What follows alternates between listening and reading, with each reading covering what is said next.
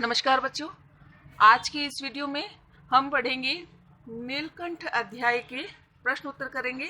तो हमने पिछले वीडियो में नीलकंठ अध्याय पूरा पढ़ लिया था, रेखा चित्र के बारे में अच्छे से जान लिया था। तो आज हम इसके प्रश्न उत्तरों पर चर्चा कर लेते हैं। तो सबसे पहले हम इसके शब्दार्थ पर चर्चा करेंगे बच्चों। तो इसके शब्दार्थ देख लेते हैं एक बार। देखिए बच्चों, अधर का अर्थ होता है बीच में। अधर का क्या अर्थ होता है बच्चों? बीच में।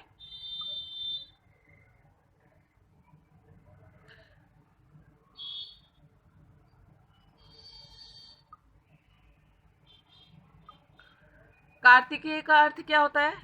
शिव का पुत्र। नित्य का अर्थ क्या होता है बच्चों? प्रतिदिन। और विस्मयाभिभूत क्या होता है? हैरानी भरा, विस्मय से भरा हुआ। पैनी का अर्थ क्या होता है? तेज। होले होले का अर्थ होता है धीरे धीरे। पुष्पित का अर्थ होता है फूलों से। मंजरियां, नई कोंपले। स्तबक, स्तबक का अर्थ क्या होता है बच्चों? गुलदस्ता। सोपान का अर्थ क्या होता है बच्चों? सोपान का अर्थ होता है सीढ़ी। करुण कथा का अर्थ होता है दुख भरी कहानी। करुण का अर्थ दुख और कथा का अर्थ क्या होता है बच्चों? कहानी। तो दुख से भरी हुई कहानी, करुण कथा। विरल का अर्थ होता है बहुत कम। मूंज क्या होती है बच्चों? बाण की रस्सी। सारांश क्या होता है बच्चों? निचोड़। कुब्जा, कुबड़ी, दुकेली, जो अकेली न हो। मेघाच्छन क्या होता है? बादलों से ढका हुआ। मेघाच्छन क्या होता है बच्चों? बादलों से ढका हुआ, मतलब मेघ से आच्छादित, है ना। कीका, मोर की ध्वनि या बोली। सुरम्य, मनोहर। शावक, बच्चा। अनुसरण, पीछे पीछे चलना। आविर्भूत, प्रकट होना। नवागंतुक, नया नया आया हुआ। मार्जारी, मादा बिल्ली। सघन, बहुत अधिक। बंकिम, टेढ़ा। नीलाभ, नीली आभा। बच्चों जैसे जैसे मैं बोल रही हूँ आपको हर एक शब्द अर्थ पे नजर रखनी है, देखते रहना है कि मैं कहाँ पढ़ रही हूँ। ग्रीवा, गर्दन। भंगिमा, मुद्रा। धुति, चमक। उद्दीप्त होना, चमकना। श्याम, काली। मंथर, धीमी। चंचू प्रहार, चोट से चोट करना। आर्त क्रंदन, आर्त क्रंदन, दर्द भरी आवाज में चीखना। व्यथा, पीड़ा। निश्चेष्ट, बेहोश होना। तो बच्चों ये थे हमारे नीलकंठ अध्याय के शब्दार्थ। अब हम इसके प्रश्न उत्तरों पर नजर डाल लेते हैं। तो पहला प्रश्न जो है वो है कि मोर मोरनी के नाम किस आधार पर रखे गए थे? तो इसका उत्तर होगा मोर की गर्दन नीली थी, इसलिए उसका नाम नीलकंठ रखा गया। जबकि मोरनी मोर के साथ साथ रहती थी, अतः उसका नाम रखा गया राधा। दूसरा प्रश्न है, जाली के बड़े घर में पहुंचने पर मोर के बच्चों का किस प्रकार स्वागत हुआ? तो इसका उत्तर है मोर के शावकों को, मतलब कि मोर के बच्चों को जब बड़े घर में पहुंचाया गया तो दोनों का स्वागत ऐसे किया गया जैसे नववधू के आगमन पर किया जाता है। लक्का कबूतर, कबूतर का नाम क्या है? लक्का कबूतर नाचना छोड़कर उनके चारों ओर घूम घूम कर गुटरगू करने लगा। बड़े खरगोश गंभीर भाव से कतार में बैठकर उन्हें देखने लगे। छोटे कबूतर उनके आसपास, खरगोश जो थे बड़े, वो गंभीर भाव से कतार में बैठकर उनको देखने लगे। और बच्चों ये जो कबूतर लिखा हुआ है, यहाँ पे कबूतर नहीं होगा, ये होगा खरगोश। यहाँ पे क्या है? खरगोश है। तो छोटे जो खरगोश थे उनके आसपास उछल कूद करने लगे और तोते एक आंख बंद करके उनको देखने लगे। हमारा तीसरा प्रश्न है, लेखिका को नीलकंठ की कौन कौन सी चेष्टाएं बहुत भाती थी? तो इसका उत्तर होगा नीलकंठ देखने में बहुत सुंदर और आकर्षक था, अतः वैसे तो उसकी हर चेष्टा मन को अच्छी लगने वाली थी, लेकिन महादेवी को निम्न चेष्टाएं बहुत ही अच्छी लगती थी। पहली है गर्दन ऊंची करके देखना। दूसरी है विशेष भंगिमा के साथ गर्दन नीची कर दाना चुगना। तीसरा नंबर पानी पीना। चौथा गर्दन को टेढ़ी करके शब्द सुनना।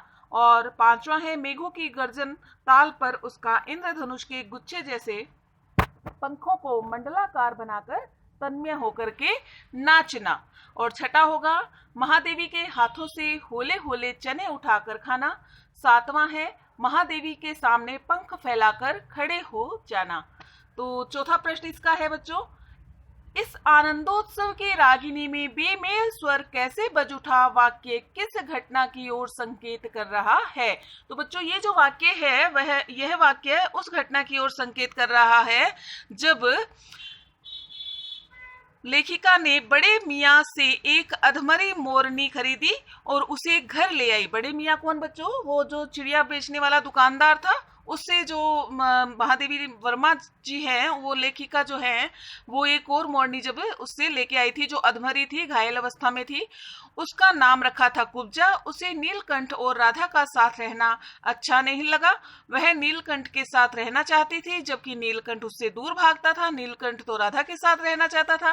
कुब्जा ने राधा के अंडे तोड़कर बिखेर दिए।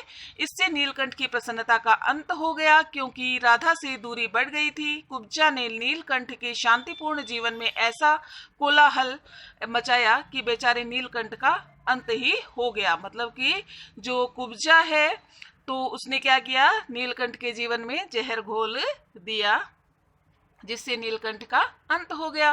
पांचवा प्रश्न है बच्चों, वसंत ऋतु में नीलकंठ के लिए जाली घर में बंद रहना असहनीय क्यों हो जाता था। तो इसका उत्तर है, वसंत ऋतु में आम के वृक्ष सुनहरी मंजरियों से लद जाते थे और अशोक के नए वृक्ष जो अशोक के वृक्ष हैं वो नए नए पत्तों से बक जाते थे, मतलब कि लद जाते थे। अशोक के वृक्षों पर नए नए पत्ते आ जाते थे। तब नीलकंठ जाली घर में अस्थिर हो जाता था, मतलब उसका मन नहीं लगता था वहां पे। वह वसंत ऋतु में किसी घर में बंदी होकर के नहीं रह सकता था। उसे पुष्पित और पल्लवित, पुष्पित मतलब फूलों से भरे हुए, पल्लवित मतलब पत्तों से भरे हुए वृक्ष ही अच्छे लगते थे। तब उसे बाहर छोड़ देना पड़ता था क्योंकि वो जो नीलकंठ है ऐसा अच्छा मतलब सुहावना मौसम देख करके और पेड़ों को फूलों से और पत्तों से लदा हुआ देख करके जाली के घर के अंदर रहना पसंद नहीं करता था। छठा प्रश्न है, जाली घर में रहने वाले सभी जीव एक दूसरे के मित्र बन गए पर कुब्जा के साथ ऐसा क्यों संभव नहीं हो पाया। देखो बच्चों, सारे जो जीव जंतु थे वहां पे मित्र थे एक दूसरे के, लेकिन कुब्जा के साथ ऐसा संभव क्यों नहीं हुआ? क्योंकि जाली घर में रहने वाले सभी जीव जंतु एक दूसरे के मित्र बन गए थे पर कुब्जा के साथ ऐसा संभव नहीं हो पाया क्योंकि कुब्जा किसी से मित्रता करना नहीं चाहती थी। वह सबसे लड़ती रहती थी। वह बड़ी ईर्ष्यालु थी। उसे केवल नीलकंठ के साथ रहना अच्छा लगता था। वह और किसी को उसके पास नहीं जाने देना चाहती थी। किसके पास नहीं जाने देना चाहती थी बच्चों? नीलकंठ के पास जाने देना नहीं चाहती थी क्योंकि वह खुद नीलकंठ के साथ रहना चाहती थी। किसी को उसके साथ देखते ही वह चोंच मारना शुरू कर देती थी। सातवां प्रश्न है, नीलकंठ ने खरगोश के बच्चे को सांप से किस तरह बचाया। इस घटना के आधार पर नीलकंठ के स्वभाव की विशेषताओं का वर्णन कीजिए या उल्लेख कीजिए। तो इसका उत्तर होगा, एक बार एक सांप जाली घर के भीतर आ गया।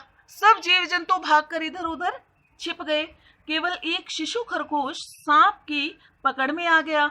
सांप ने उसे निगलना चाहा और उसका आधा पिछला शरीर मुंह में दबा लिया। सांप ने क्या किया? आधा पिछला शरीर उसका मुंह में दबा लिया। नन्हा खरगोश धीरे धीरे चींची कर रहा था। सोए हुए नीलकंठ ने दर्द भरी व्यथा सुनी तो वह अपने पंख समेटता हुआ झूले से नीचे आ गया। अब उसने बहुत सतर्क होकर सांप के फन के पास पंजों से दबाया और फिर अपनी चोंच के प्रहार से उसे अधमरा कर दिया और फन की पकड़ जो है उसकी ढीली हो गई। मतलब जो सांप ने बच्चे को पकड़ रखा था, खरगोश के बच्चे को, उसकी पकड़ ढीली हो गई और खरगोश का बच्चा मुख से निकल गया। इस प्रकार नीलकंठ ने खरगोश के बच्चे को सांप से बचाया। इस घटना के आधार पर नीलकंठ के स्वभाव की जो विशेषताएं उभर कर आती हैं वे इस प्रकार हैं। पहली तो सतर्कता, पहली विशेषता है सतर्कता। जाली घर के ऊंचे झूले पर सोते हुए भी खरगोश की कराह सुनकर उसके प्राण बचाए क्योंकि जो नीलकंठ है उसको ही केवल उसकी खरगोश की जो है कराहने की आवाज सुनी थी और किसी को उसकी आवाज नहीं सुनी थी। इससे सिद्ध होता है कि जो नीलकंठ है वो बड़ा ही सतर्क था।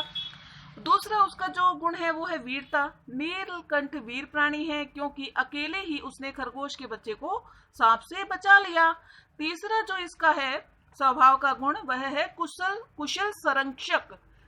कुशल संरक्षक वह किस प्रकार? देखिए बच्चों, खरगोश को मृत्यु से बचाकर उसने सिद्ध कर दिया कि वह एक कुशल संरक्षक है। तो ये थे बच्चों नीलकंठ अध्याय के प्रश्नोत्तर, जो कि इस रेखा चित्र से संबंधित थे। जो भाषा के बाद के प्रश्न उत्तर है वे हम करेंगे नेक्स्ट वीडियो में।